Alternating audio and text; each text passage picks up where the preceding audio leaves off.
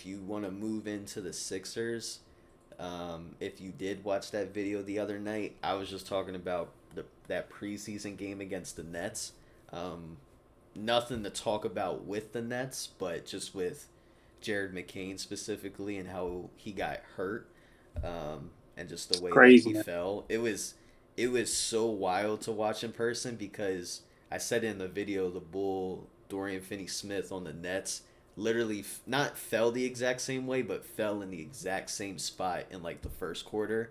And then Jared fell, and I'm looking at my friend. I'm like, "Damn, he fell again too. Like this must be slippery." Like we're making jokes, like, "Yeah, he banged his head. It's hurt. Like it hurts. Like, but he's gonna be all right."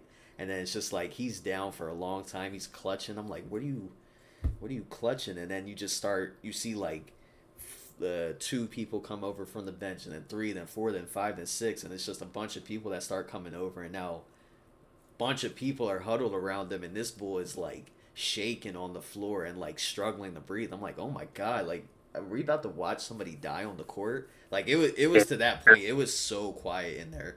So I was out. We were definitely scared of like something like that happening, but Yeah, no, it was a scary injury, man. You don't see stuff like that in basketball. yeah, You don't see that really in any sport. yeah, no. But it's like basketball. It's just like you went up for a rebound and just fell on your back really hard. We didn't expect you to like lose your breath like that and like gasp for air.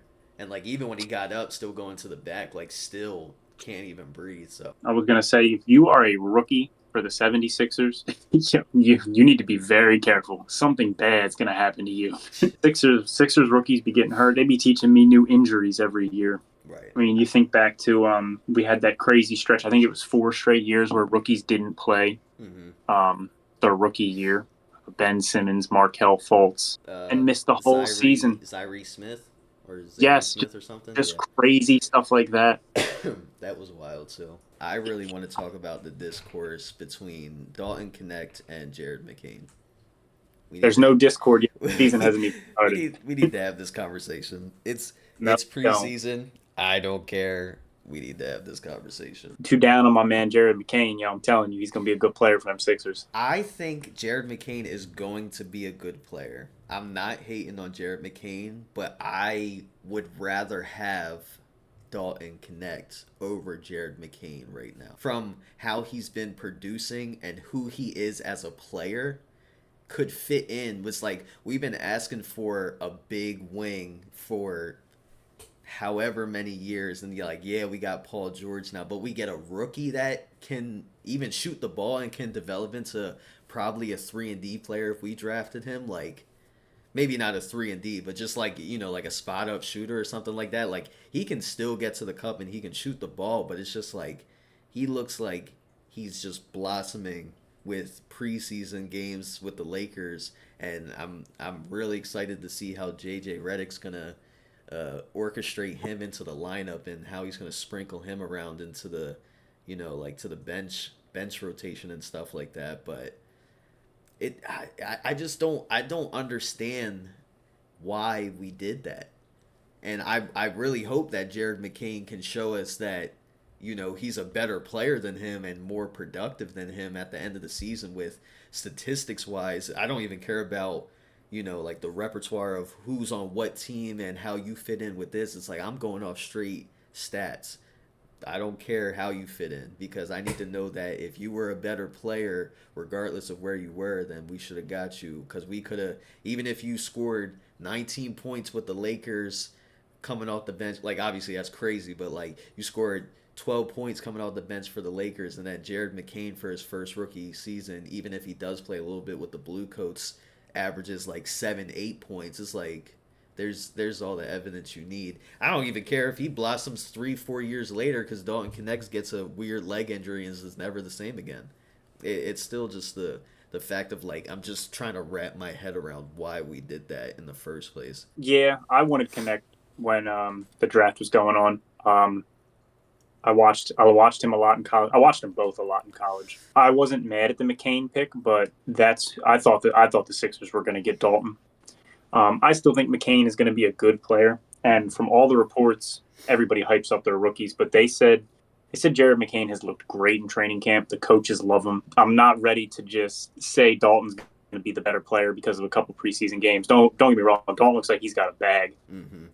But I also feel they're going into different situations. It wouldn't surprise me if Connect's numbers looked better Hmm. because I just feel like the Lakers are looking for more out of their rookie. And that's weird to say on a LeBron James, Anthony Davis team, but I feel like the Lakers are looking more out of their rookie than the Sixers are going to be looking for out of theirs. Yeah, no, The Sixers are pretty established with their three. We know who our three superstars are. We yeah, know we're going to get scoring from Oubre. Reggie Jackson's going to give you some scoring. Andre Drummond's going to give you your backup minutes at center. I don't think McCain's numbers even have a chance to be where Dalton's are because I think the Lakers are going to be asking a little bit more of yeah. Connect. Than, I definitely understand that. I was just thinking like having obviously we had the opportunity to do a lot of stuff within the draft, so it doesn't surprise me that the Sixers would do something dumb like that again. But at the same time, I'm just going off of the evidence that I see from Jared McCain. It's like I see all the reports talking about how good Jared McCain is in training camp.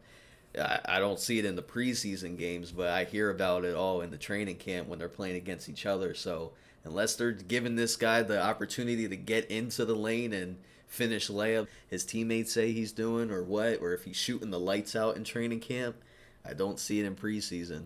So I don't know. That's just what bothers me about it. It's just I'm tired of hearing like, oh, he's a dog. He's gonna, like he's all nice and paints his nails, and you might think he's soft, but once he plays, like I don't care about all that. I need to see that he's gonna do it, not just keep hearing people talk about it all the time. It's just like even if you're producing, like you consistently hit 2 to 4 3 pointers every single time you play a game, regardless if you're in for like 6 7 minutes to like up to the teens in the minutes. Like if you can at least do that, I'll stop talking about you because I know that's all you can do at this point, and that's all you're being hyped up as you being that player. But don't come in here shooting 1 for 6 and then thinking that we're gonna hype you up. I'm not trying to hear all that. yeah, We'll it see. They're definitely going to put him in the G League, though. I don't see him, like you just said, because of all the talent and stuff that we have with our rotation players, there's no point in putting him on the team. Maybe they think he'll develop into a good enough point guard to maybe put Maxi at the two, like later down the line, if that's what their long term plan is with him. Or they're just building him up to showcase him like that to put him at the two, to then get just rid of him for, whatever. But I don't think he spends much time with the Bluecoats this year. One of the reasons they're so high on him is they see him as a point and a shoot, as a one and a two guard coming off the bench. They've said they feel like they can slot him in both of those positions, and with an aging Eric Gordon. And I look at some of the pieces on the bench. While there are pieces, I think there's a job there for Jared McCain to do. Like I said, I think he'll be a little bit more towards the end of the bench, mm-hmm. but I definitely think there's a role. I don't think he's going to spend much time with the Bluecoats this year. He needs to. He I don't needs. I don't know if he will, but he needs to. Um, Yeah, maybe I you just got gotta to stop listening to media you because got it's to like show him. I like Adem Bona, and absolutely nobody is talking about Adem Bona. But when I go out there, I don't have any expectation of him to do anything. So when he gets a block and he gets a nice rim running dunk, or if he gets a nice steal and passes it up the floor for, Justin Edwards to come finish at the lane, or, stuff like that, it's like, okay, I can look at you. Yes, you shot 2 for 6 and you only finished with like, 6 points, but you produced. But then when I'm looking at Jared McCain, who's shooting, 3 for 8, it's like, all right, well, what are you doing out there then? So I don't Yeah. know. It's different. I just want people to stop talking about it if he's not going to show it. Or it's like at Mm-hmm. least back him up and just be like, you know what, maybe I was wrong, because then it just make me feel better about it. So then I can go into it thinking, you know what, I'm okay if Jared McCain scores 4 points in his first game. Yeah. I'm Yep. Because expecting them to score me 15 points from how much you're talking about it. Basically, that's what I'm saying. yeah, it comes from an expectation point. Like you said, you take a dude in the second round, he hits a three.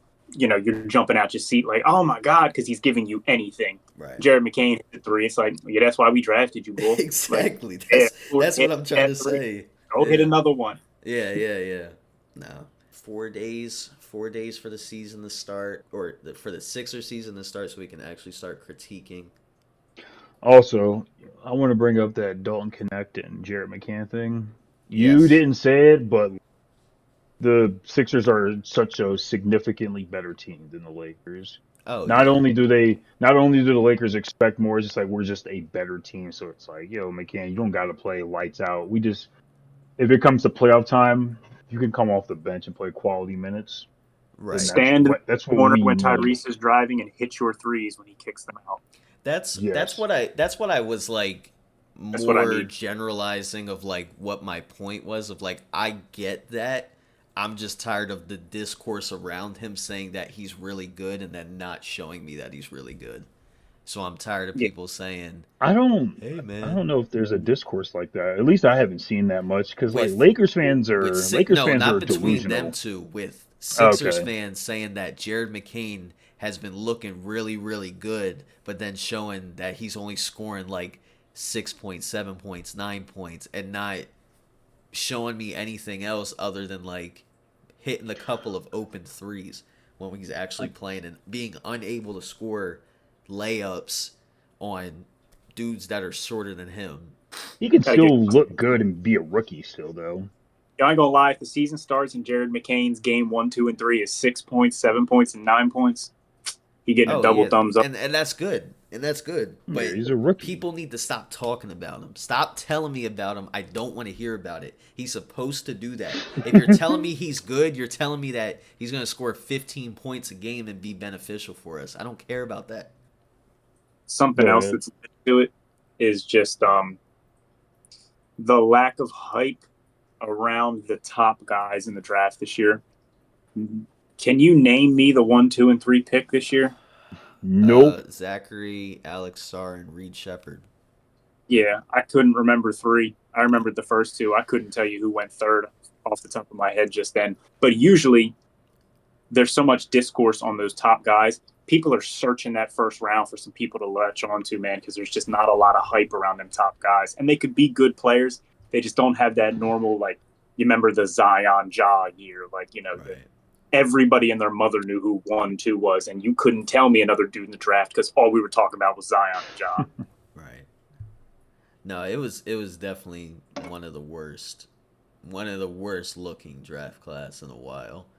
But Oh, for now though. In yeah, a few for now. years we might think differently. That Nah. boy, y'all know about that boy from Rutgers this year? Learn his name because he will be a top 3 pick in the NBA draft next year. I saw him on highlights on IG. They were saying that he could challenge Cooper Flag for that number one spot. Yeah, like he's. Oh, I real? was watching. I was watching some of his stuff earlier because they're just their season's getting ready to kick off soon. They were doing scrimmages against each other, like in team scrimmages. Sorry, Ace. His name's Ace. Ace Bailey. Oh, Ace Bailey? Oh, yeah, that dude's a Yes. bucket. What? Yeah, I'm sorry. Yeah, nah. He Yeah. plays for Rutgers, right? Yeah. Ace Bailey Yeah, is nah. tough. I was watching some of his stuff today, man. Get familiar with his name. He's gonna be a player, man. Yeah. He already looks. He looks NBA ready. Mm-hmm. Yeah, Ace Bailey is tough. The WNBA Finals are finally over. The New York Liberty has won with Jonquel Jones getting the Finals MVP. Wanting to specifically highlight that point of Jonquel Jones getting the Finals MVP as deserved, compared to her counterparts of Brianna Stewart and Sabrina Ionescu. However, I did record a video a couple days going over Game 3 with Kev, going over game 4 by myself, and then now I'm recording this a day after game 5. So I feel like it might be a little bit pointless to talk about it in those last two, so I might not upload those parts specifically. Game 4, the Lynx were hitting their shots. They were doing everything they needed to do. Liberty just couldn't get anything down. I'm pretty sure that was the game where Brianna Stewart had 11 points and maybe Sabrina Ionescu had 10 points at the end, but pretty sure that's the game descended into a final game 5, which was played last night. And I'm seeing a lot of discourse on Twitter or X and just other social media platforms talking about the refing was definitely a factor into them winning. The refing, you can say it was a factor that made the Lynx lose, if that's what you want to say. There was a lot of opportunity for the Lynx to make shots and create good enough offense to get to the basket and make their shot. From when I was watching it, it was like I couldn't even tell you the time frame or like even how long the Lynx had 60 points. It felt like over 5 minutes that they had 60 points without a bucket.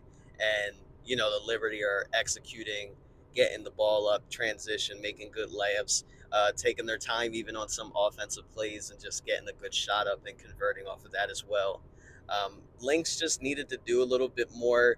You could you could say whatever you want about the refing. The refing does obviously play a part, but that's not the reason they lost.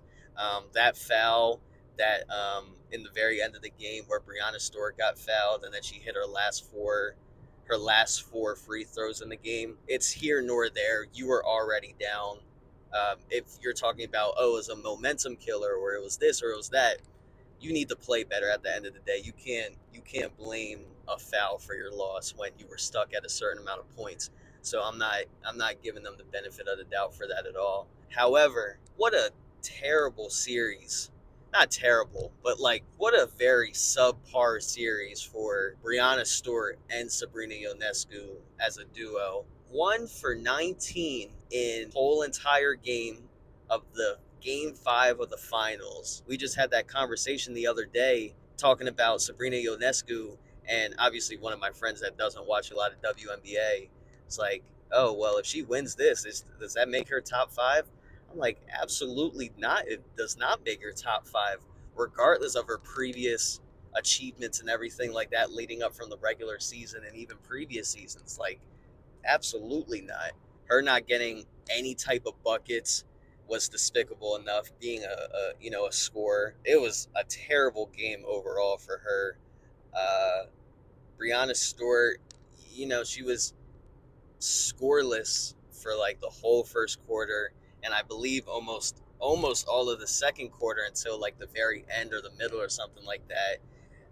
Only finishing with like regular points. I think she was in the teens, if not 20 or so. I believe it was in the teens though, but So I do want to mention, obviously, after going back through this, not saying that everything Brianna Stewart and Sabrina Ionescu did on the floor was terrible, because obviously Brianna Stewart getting 15 rebounds and 4 assists and 3 blocks and a steal in her 45 minutes is great, and it definitely helped the team win, as well as Sabrina Ionescu recording 7 rebounds, 8 assists, and 2 steals and a block. Like she was doing a lot more than just scoring. What I'm mostly talking about is their scoring production and how much they contributed specifically towards points. So just wanted to briefly mention that. man, what a series by the New York Liberty. Watching the whole series and like reminiscing on every single game that I talked about and reviewed and went over, the Lynx, looking back at it, should definitely have won that series with just the way they played. Like, it was in their hands. It was in their hands the whole time. You can talk about injuries with Alana Smith. You can talk about fouling and reffing throughout the series. They just needed to hit shots that they weren't making. They made a lot of errors between game 1 and 3, but even with that game 1 win, still a lot of defensive errors and a lot of offensive problems that they had. I was looking at the statistic last night of when they were playing, of like how each game was so close. It was like 3 points in between 2 points, and then game 3 was like 14 points, and then game 4 was like another 2 point differential between the teams. But it was in the Lynx's hands. They could have achieved it. They just need to come back next year. I like that squad that they have. If they looked like they did in game 5 throughout the whole series, they could have definitely won it in 4, at least 4. Benefit of the doubt, give the champs 1 win out of that, but they could have won that series easily. There's just so many mistakes, but congratulations to the New York Liberty getting their first championship. Congrats to you. We are definitely going to keep our eyes on them now. I will definitely continue to talk about them as time goes on, because obviously, if y'all didn't know from watching a lot of the episodes, my main knowledge and love comes from the sport of basketball. So I'll definitely be keeping up with the WNBA as much as I keep up with the NBA, with drafts. And when we go to pick a team, Might be the Liberty, might be the Lynx, it might be the Fever. Who knows? Really just waiting on that Philly team. Doesn't seem like it's going to happen for a couple of years, but especially with this expansion draft too, seeing how that changes up the game for all the teams and stuff like that. But we'll see what happens. But yeah, now let's get to the next section. I don't have anything other to talk about than basketball because obviously I'm not watching baseball anymore. And then the Eagles I didn't watch on Sunday because I was up at the game. So I don't even know how that game went. I think just looking at it from the score, you were expected to beat that team, but at the same time, like when I was asking that question last week or whatever week that we recorded, it was just like, how many points do you think the Eagles need to beat the Browns by for Eagles fans not to be mad? It's like that wasn't the score that was supposed to be like. That score I'm assuming is pissing a lot of Eagles fans off. It's like you were supposed to win it, but not by like what was it, 6 or something? Yeah. Yeah, I think the final score was 20-13. Yeah. Negatives, I would say one of the worst teams in football, and you didn't look great against them.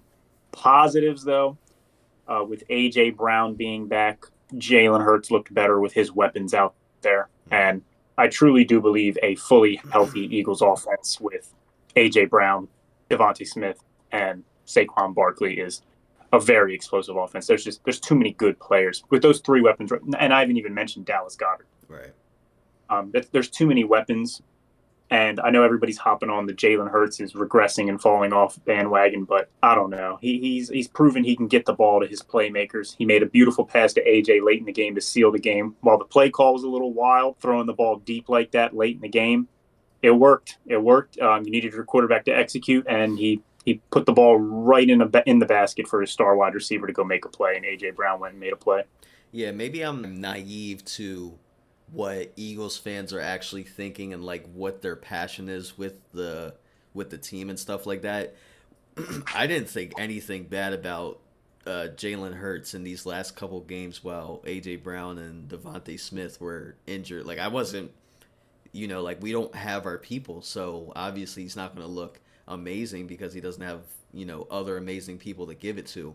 Maybe that's the naive part of like, if you're amazing you're supposed to make bad people look good, if that's the case.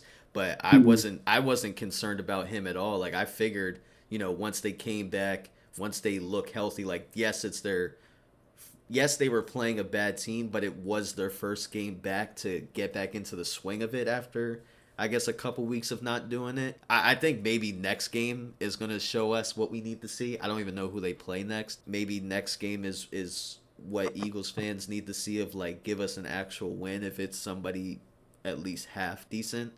Yeah. And I wouldn't focus too much on the score because while I say the Browns are a very bad football team, the Browns have a quarterback problem. Deshaun Watson's a bum. Yeah. But with that being said, the Browns do have a very good defense. While I expected the Eagles' offense to look better, and I think it did, I did not expect the Eagles to go up there and hang 35 points on that Browns defense. It's a very good defense. The Browns with a better quarterback if the Browns kept Joe Flacco from last year, guarantee you they look like a better football team. Well, the game was a lot closer because of that blocked field goal by Myles Garrett. True. It was not supposed to even be that close. Is that who blocked the field goal? Yep, it was Myles Garrett. I didn't even see that. That's very insane. I didn't realize Myles Garrett was on the special teams field goal block unit. Usually, I get he's a DN, but usually your star guys like that, they're not always out there like the ones blocking the kicks. No, but it was close. It was getting to the end of halftime, and they needed someone to make a play, and they got their best player to make a play to make that game way closer than what it needed to be. Yeah, that game was never really I never watched it thinking like, oh man, the Eagles are in trouble here. No, let's see. There was some shaky I never moments, thought that. but I would Hurts looked say better that that last play call that you guys were talking about, yeah, I was so mad that worked, yo. I'm That like, was there's no way ballsy, you just man. called a go route and it worked. I'm like, bro, if that, because if it didn't work, then we're talking the same. Like, yo, Nick, what are you doing, bro? I think it was an offensive coordinator for the Lions, and something happened towards the end of the game where I think Matthew Stafford threw a pick trying to like force the ball to Calvin Johnson. And they asked the defensive coordinator, they were like, do you think it was a bad idea to try to throw the ball to Calvin Johnson in that situation? He was like, it's never a bad idea to throw the ball to Calvin Johnson. It's basically very true. If you're going to send a dude on a go route, you got A.J. Brown. It's never a bad idea to throw the ball A.J. Brown's way.